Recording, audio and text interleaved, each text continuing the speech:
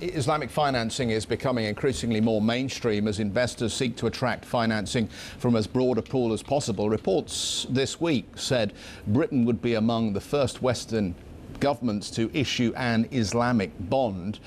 Is this an asset class that you should be interested in?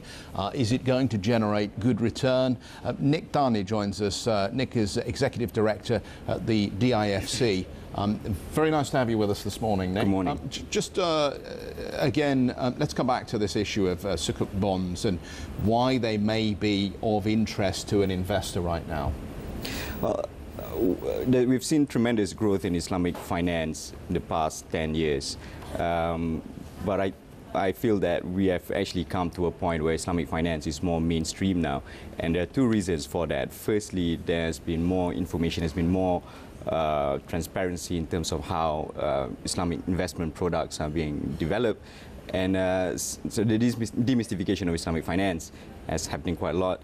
And secondly, people now realize that Islamic finance products are backed by tangible assets.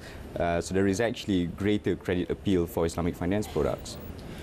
Nick, we had a representative of the Qatari financial markets on earlier in the week and made a very eloquent case of why the new financial centre could well be based in Qatar, and they could see a chunk of the volumes of this huge amount of money that's going into the region.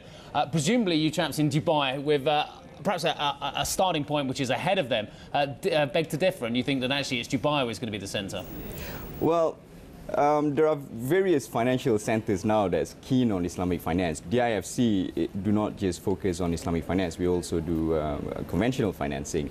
And we don't think that there will only just be one financial centre that comes out from the To get the liquidity, it has to be centred on one place, surely. I mean, that's been proven in models all over the place. For instance, you have one big US hub, i.e. New York. You have one big hub in Europe. Frankfurt tried to take that crown, Paris tried to take it, but London got it. Hong Kong. Presumably the Middle East can't support 3 or 4 major financial hubs, can it? Why not? It should be able to. There's more liquidity there than possibly anywhere else at the moment.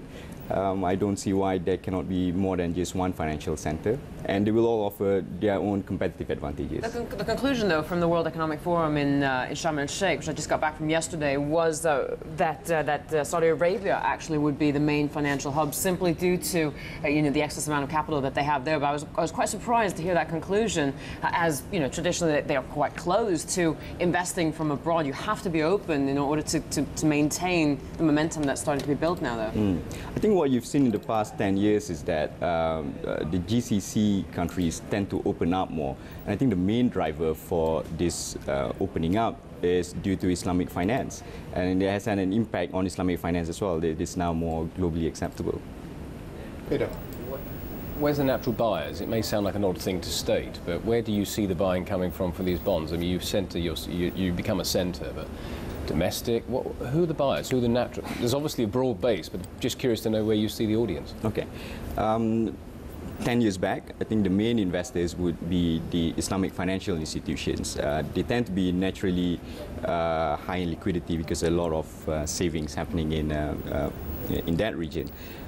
These days, though, we see a wider pool of investors, whereas previously you tend to find traditional Islamic financial institutions such as Kuwait Finance House, Al Rajhi, Dubai Islamic Bank, cnbc Islamic. These days, you are seeing more international and conventional names like HSBC, who has their own Islamic brand name, HSBC Amanah, Standard Chartered, who also has their own brand name, Standard Chartered Sadiq. Barclays is now very active in this space as well.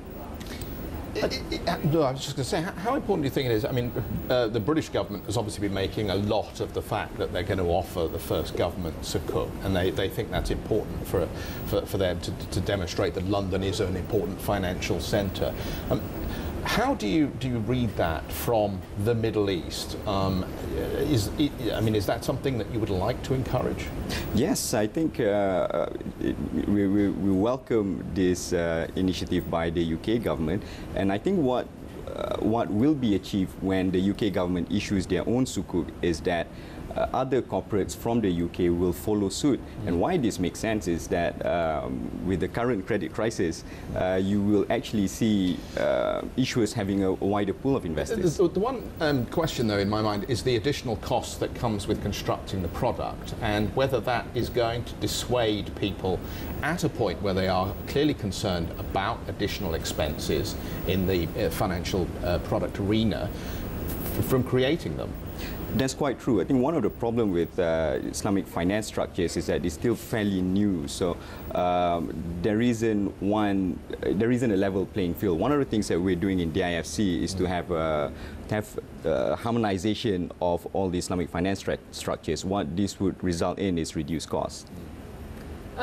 It's still just to talk about Jeff's point for a second more. I mean, 90% of the market is still coming from the Middle East and Malaysia, as opposed to, I think we have a couple of attempts. The German government has started to become active. We're starting to see also a Texas oil group, for example, World Bank. How much more growth would you anticipate to come here within the next 5 to 10 years from outside of the Middle East, from outside of Malaysia? Okay.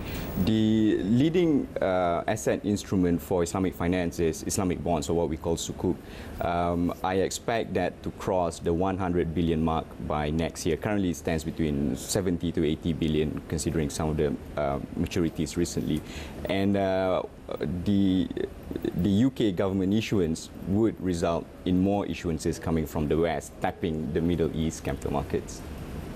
Just a question I think cropped up when we were having this conversation about the Middle Eastern markets, and I think there's still a feeling among Western investors that at a retail level it is quite hard to get access to GCC markets. And just the mere fact of going through the process of getting access and then being comfortable that you're in a level playing field environment.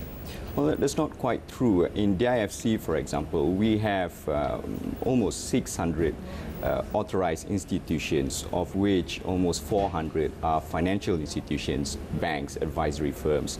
Yeah. We're all doing very well. So there is access. You just need to find the right place, I suppose. All right. Very nice to see you, Nick. Thanks very much for coming in. Thank you very much. Nick Tarney with us from the DIFC.